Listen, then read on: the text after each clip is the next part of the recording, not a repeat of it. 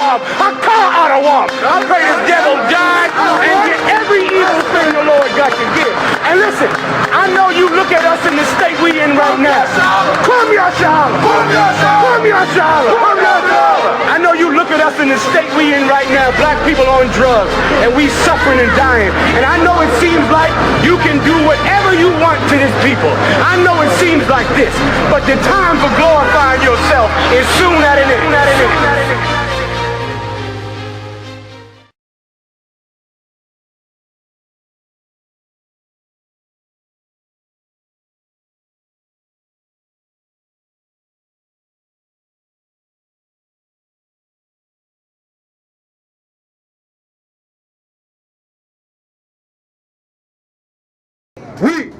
Children are torn from their distracted parents, parents from their screaming children, wives from their frantic husbands, husbands from their violated wives, brothers from their loving sisters, sisters from their affectionate brothers. See them collected in flocks and like a herd of swine, driven to the ships. Driven to the where? To the ship. Families were separated. Families were separated. Children from their screaming parents. Husbands from their wives.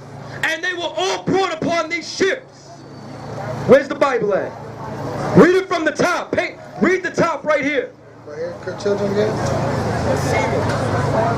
A seaman aboard slave ships.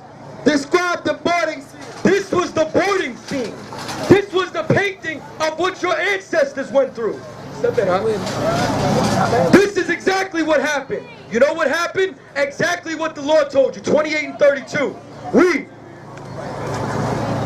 Children are torn from their distracted parents, parents from their screaming children, wives from their frantic husbands, husbands from their violated wives, brothers from their loving sisters, sisters from their affectionate brothers. See them collected in flocks and like a herd of swine, driven to the ship. Where are we? Deuteronomy 28, verse 32. Thy sons and thy daughters shall be given unto another people, and thine eyes shall look and fail with longing. That's the word of God, explaining exactly what this seaman seen aboard this ship. Seeing you scream, having no might in your hands to save your people. And they were put aboard what? Aboard ships. Drop down to verse 68. Verse 68. And the Lord shall bring thee unto Egypt again with ships by the way. With what? With ships. The Lord will bring you into Egypt again with ships. How we get in America? And you seen what happened to the Tainos. You seen what happened. You see this scene that's painted? Don't you see what's going on? Who else went through that? Not the so-called white man. Those fake Jews over there, you went through that. Because this book contains your identity. And how sad is that one of the biggest ways we know who we are is the punishments that he put on us.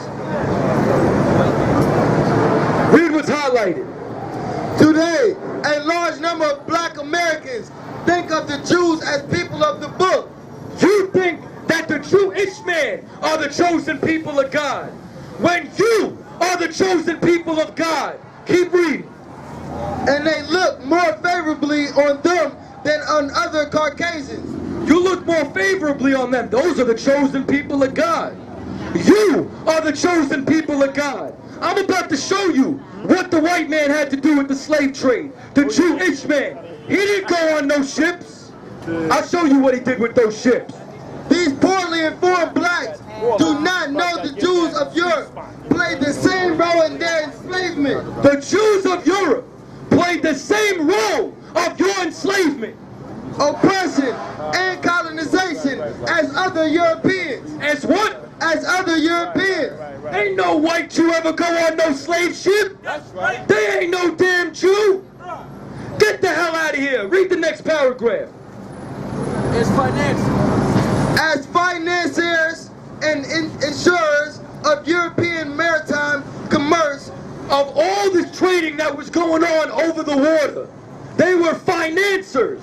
A commerce largely focused on the slave trade for 3 centuries. For 3 centuries, they focused on this. Where do you think all these insurance companies came from?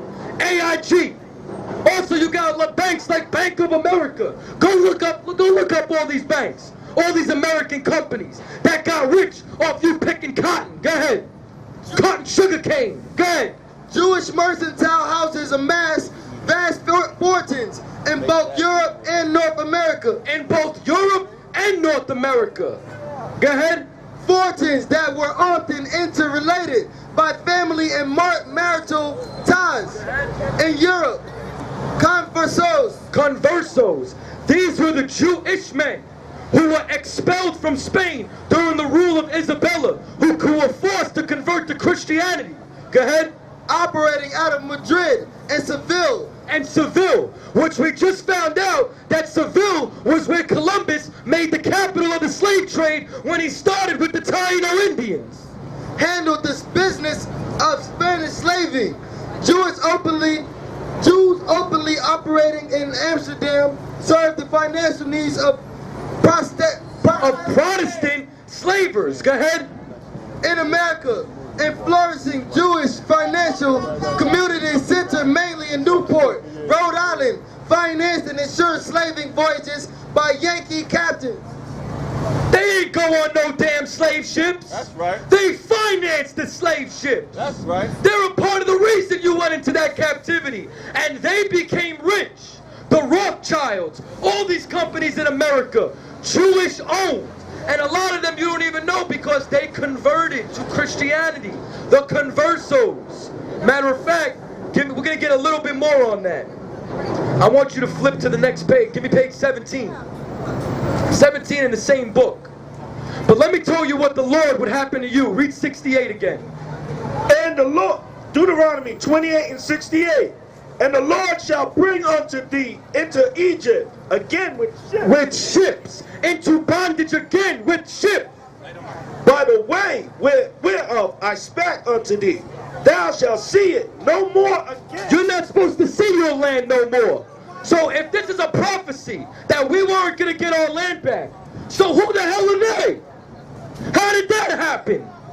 You think they could bypass God? Read. And then ye shall be sold unto your bondsmen, unto your enemies. Unto who? Unto your enemies. The Jewish man. Your enemy. The Arabs who built your slave ship. Enemies. The white man. Enemies. You will be sold as bondmen, slave men, unto your enemies. Read the second paragraph. Jews had immense influence in the expansion of Europe that began in 1492. In 1492, Columbus sailed the ocean blue.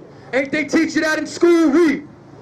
And culminated in world domination. In what? World domination. Four conversos, Jews who had supposedly and voluntarily converted to Roman Catholicism, put up most of the money to finance the first voyage of Christopher Columbus. They started with Columbus. The transatlantic slave trade that they say Columbus started was funded by the Jewish man. They didn't teach you this in school? Why not? Why not? Because you wanted to join these other nations. Because you spit on your heritage. Because you didn't want to separate from them. You wanted to join them. So your businesses closed down or get bought up by Koreans and white folk. And you lost Harlem. Getting gentrified. 10 years, you're not going to see, a black man's going to be scared to walk through here. They're going to come around. Whoop, whoop, what you doing over here? Huh? Drop that. Let me see that book. Thank you. Give me page 181. I'm about to show you why you don't know about this. I already showed it to you in the Bible. That they said every nation is confederate against thee. All the nations said, come, let us cut them off from being a nation. That the name of Israel shall be no more in remembrance. Read this paragraph right here. Needless to say, no one has seemed particularly anxious to make these works available in English. Nobody is making certain books that tell you who you are available in English. Go ahead. To North Americans.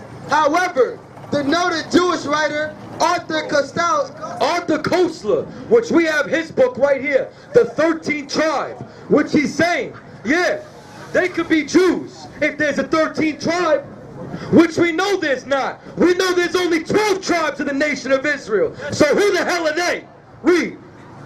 However, Sluggy did write a popular account of this research and other research relevant to the issue called The 13th Tribe, Hutchinson and Co., London, 1976. Is where it was produced. Go ahead. It is a very difficult book to find. It is a what? A very difficult book to find. You can't find this information. They make it hard for you to know this information. Go ahead. In libraries in North America, copies tend to disappear from library shelves and are not replaced. They are not replaced. These books, like the book I'm breaking out right here, like all these other books I'm breaking out, disappear off shelves to keep you from knowing your identity, to keep you from knowing you're the true Jews. Because if we get back together, we're going to be freed from this captivity from the Most High Power. And they keep this information from you. They don't want you to know none of this. Because the white man is the devil in the earth. It's the devil the Bible speaks about. Drop that. Now I'm going to show you something. People want to say, well, what were we doing in Africa in the first place? I'm about to show you. I want you to give me Matthews 24:16, and if you can give him Babylon and Timbuktu, Baba Kashar. I'm about to show you that us leaving Jerusalem was prophesied inside the Bible. Christ warned the people about it. He said, if you don't get your things together, this land is going to be destroyed. I want you to go to page 84. Matthews. Right. So you're about to find out. You're about to find out that everything you ever wanted to know is inside this book, the Bible. Why do I got to bring this out? For the skeptics. Because this isn't enough for you. You don't believe it unless a white man tells you. Well, I got bad news. This is actually a black scholar. Rudolph R. Windsor. Teaches over at Temple University. You got it? Read it for me. Matthews 24:16. Then let them which be in Judah flee into the north mountains. Let them which be in Judea flee into the mountains. And you know what? That's what we did. We fled into the mountains. We fled all the way into Africa, into West Africa. Why? You're about to find out right now. Read what's highlighted right here. In the year 65 BC, the Roman armies under General Pompey captured Jerusalem. In 70 AD. In 70 AD, several years after Christ's death, this is what took place. The prophecy that he told you, you were going to have to flee from Judea. Go ahead. General Vespasian and his son Titus put an end to the Jewish state. They put an end to the Jewish state. They surrounded it. And for 4 years, nothing got in and out to the point where we had to eat our children. Another curse that's in Deuteronomy 28. White people, the white Jew ain't have to eat his kids. They rich. They own the Diamond District. They own Hollywood. They own all the insurance companies that financed you going into slavery. Read. With great slaughter. During the period of the military governors of Palestine, many outrages and atrocities were committed. Many atrocities were committed during this time. They were murdering you. The white man's been a murderer. Read. Against the residue of the people. During the period from Pompey to Julius, it has been estimated. It's been estimated that during this period, when they decided to come and attack us in Jerusalem, go ahead. It has been estimated that over 1 million Jews. Over 1 million what? Jews. What kind of Jews? Don't say it. Fled into Africa. Now let me ask you something.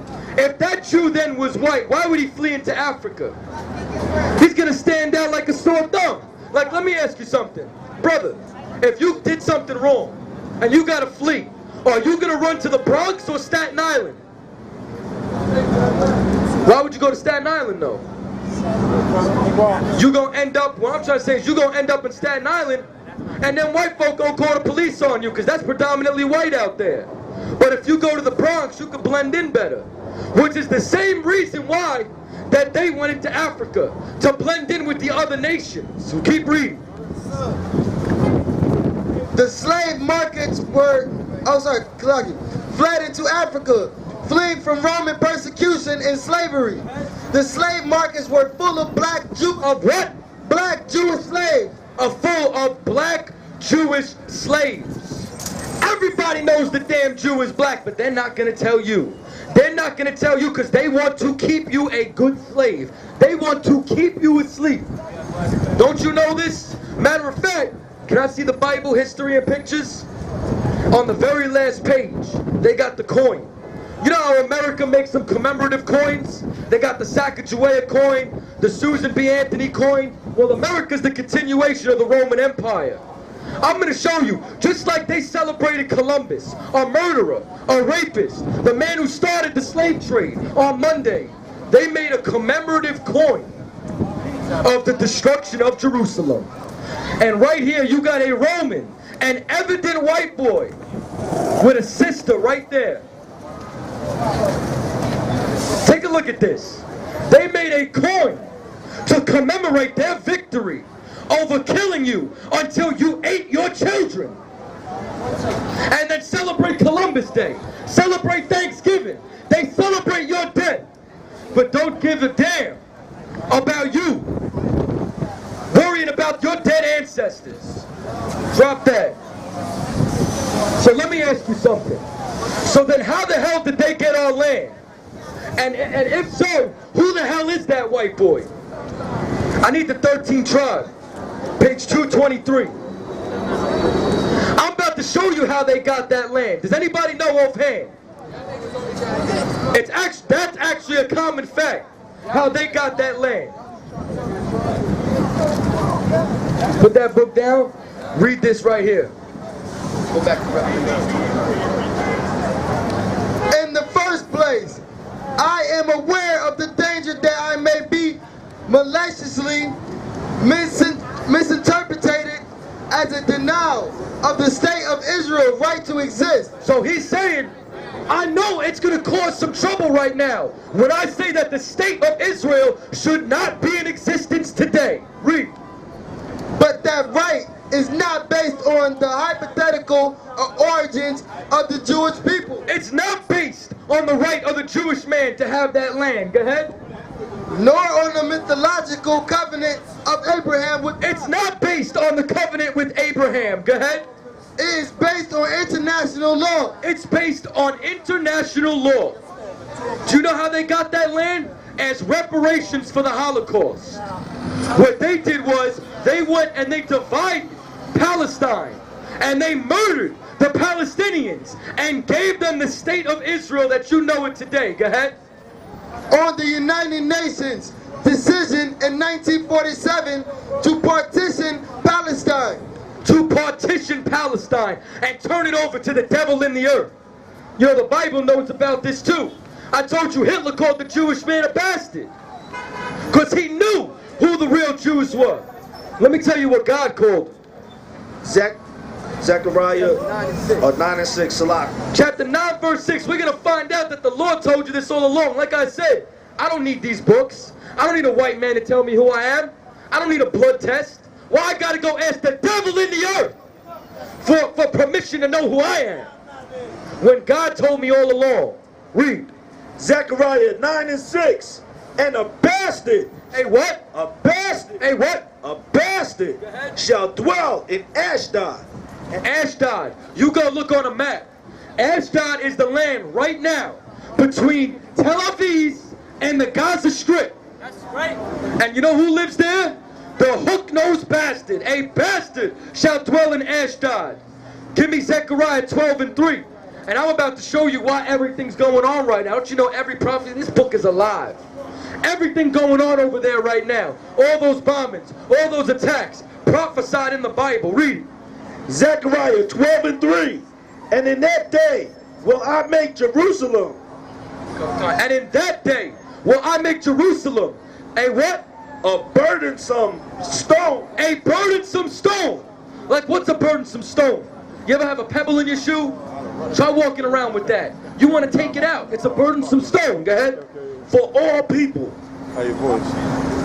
All that burden themselves with it. All people that burden themselves with it. Go ahead. Shall be cut in pieces. Shall be what? Cut in pieces. And then what do bombs do? Huh? What do 50 caliber rounds do? Huh? Tell me. They chop you into pieces. Anyone who burdens themselves with this land will be chopped into pieces. They will be chopped into pieces. Read what you got. Now I'm about to set the scene right here. I'm about to show you where these fake Jews came from. The large majority of surviving Jews in the world is of Eastern European. It's what? Eastern European. The large majority of the Jewish men in the world right now is of Eastern European descent. And thus perhaps mainly of KHAZAR. What? KHAZAR. KHAZARs, the Khazarian Empire of Russia, Georgia. Go ahead. Origin. If so, this would mean that their ancestors came not from the Jordan, but from the Volga. A river in Russia. Not from Canaan, but from the Caucasus. Well, from the Caucasus. Why do they call white people Caucasians? Because they came from the Caucasus Mountains of Russia, Georgia. Because they're the damn cavemen. We had thriving civilizations, and they were finger painted in the caves eating each other. Read. Once believed to be the cradle of the Aryan race. The cradle of the white race. Go ahead. And that genetically they are more closely related to the Hun, Uyghur, and Magyar tribes than to the seed of Abraham, Isaac, and Jacob. Should this turn out to be the case, then the term anti-Semitism, which they tried to call the president of Egypt anti-Semitic for saying that we will never have peace with you because the Jews left black and came back white. This brings new meaning because they are not the Jews. They do not have the covenant. They are the devil in the earth, a bastard who dwells in Ashdod. Would become void of meaning based on a misapprehension shared by both the killers and their victims. So now, this is how they got the land, and this is where they came from. When did they convert? How did they become us? I need chosen people from the Caucasus. If I can get page 179. I'm gonna paint the scene real quick. I want to get a little more information, but I'm gonna just sum it up for you. During this time, where the KHAZARs dwell, up there and by the Black Sea, on the steppes of Russia, on the plains of Russia, by the Caucasus Mountains of Russia, Georgia, all right? They were right in between a war that was going on. The Islamic State was trying to cross through, and they were trying to conquer everything. On the other side was the Byzantine Empire. So now, if any side was to get control of this territory, they could outflank the other side. Matter of fact, drop that, give me page 184. You're about to find out that yarmulke they wear on their head, those little curls that they call locks, those ain't no damn locks. What this brother got is locks, braided locks. Those yarmulkes all come from the steppes of Russia, Georgia. Why do you think they wear those fur trim hats? It's cold in Russia. That's their culture. That's not our culture.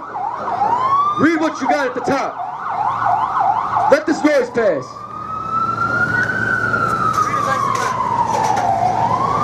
In 6040 AD, with the Islamic conquest of Persia, suddenly there was major aggressive and equally cohesive military power right next door to the Byzantine Empire. Right next door to the Byzantine Empire, there was a powerful Russian steppe tribe which started to arise. Go ahead. In this new geopolitical ballgame, the steppe tribes suddenly became more important. And we're about to find out why this land was so important. KHAZARs became important because they were the most powerful steppe tribe in the religion between In the region. in the region between the Black Sea and the Caspian Sea. Not only were they an important link in the long caravan route to the Far East, but they now held the balance of military power. In their grasp was the balance of military power, because this land could have controlled who was going to end up ruling. Go ahead. not powerful enough to challenge either Byzantium or the new Islamic Persia. They weren't powerful enough to challenge them, but they could defend that land. Go ahead. On their own, the Khazars allied with each other. Allied with either could ensure the defeat of. So if the Khazars allied with either or, it could ensure the defeat of the other side. Go ahead. That being so, Greek Orthodox Christians from Byzantium, and Islamic missionaries from Persia immediately launched in energetic attempts to convert these Khazars. So now both sides were trying to convert the Khazars to their religion. The Byzantine Empire to Christianity, and the Arabs to Islam. Go ahead. Religion was the obvious way of ensuring military and political control. Religion was the way that they could control the Khazars. Go ahead. If successfully converted to either Christianity or Islam, would fall under the spiritual control of Byzantium or Persia. So they would fall under the spiritual control. So they said, what are we going to do? If we convert, we're going to have to follow them. Or we're going to have to follow the other side. Read that next highlighted paragraph. This is what they decided to do. But some Khazar chieftain discovered Judaism. They discovered Judaism was what? And was intelligent enough to perceive that it was, in some ways, the parent religion of both Christianity and Islam. They realized that the Old Testament was the parent of Christianity and Islam. Judaism presented a solution to Khazar's geopolitical problems. British historian J.B. Berry put the entire situation succinctly in his A History of the Eastern Roman Empire. So they're letting you know that what they decided to do was, we're not going to convert to Christianity. We're not going to convert to Islam. We're going to say we're Jews and keep a state of neutrality. And that's exactly what they did. They came from the region of the Caucasus Mountains. Give me page 197 real fast. So you got to understand something. Ain't no white man, no Jew. Never going to be a Jew. Go ahead. Now let's wrap it up. The essential point is this. The essential point is that these Ashkenazim, the Jewry of Eastern Europe, and the prime victim of Hitler's Holocaust were descendants of Khazar tribespeople. They were converts to Judaism. They were converts to Judaism. Go ahead. They have no historical or genetic connection with the biblical Jews of Palestine at all. Read what you got. Okay. 2:9. Revelations 2:9. You gotta understand something. They have no connection with that land. They are converts. Let me tell you something. Black man, Hispanic man, Native Indian man, grab a flyer, get in class. Because let me explain something to you. This book, the Bible, this is a way to take over the earth. The white man, you know what he does? He follows our laws. He follows our laws and he sticks together. And you know what he did? He took your land. He took your identity. He runs Hollywood. He runs half the government. Bloomberg was a damn Jew. Runs the Diamond District. You can run the world if you come back to your heritage. Somebody else did it. Why won't you? Go ahead. Last scripture. Revelations 2:9. I know thy works and tribulations and poverty. I know thy works and thy tribulations and thy poverty. But what? But thou art rich. He knows that you're living in the ghetto. Knows that you're dying. But why are you rich? Because you're going to inherit the earth. Not that hook-nosed bastard. Read. And I know the blasphemy of them which say they are Jews. I know the lies of these Khazars, of these Khazarian tribe from Russia that says they're Jews. And are not, but are the synagogue of Satan. But are of the synagogue of Satan. Nowadays I work hard on the job till I come cross y'all. Still like I'm a criminal. Crime and get caught, it could be your first charge. Like, man, you ain't getting the minimum. It gon' dip, squat, 5 mile run, push, sit up, goddamn, get strong. Looking at my baby, trying to keep him doing wrong. It's too long,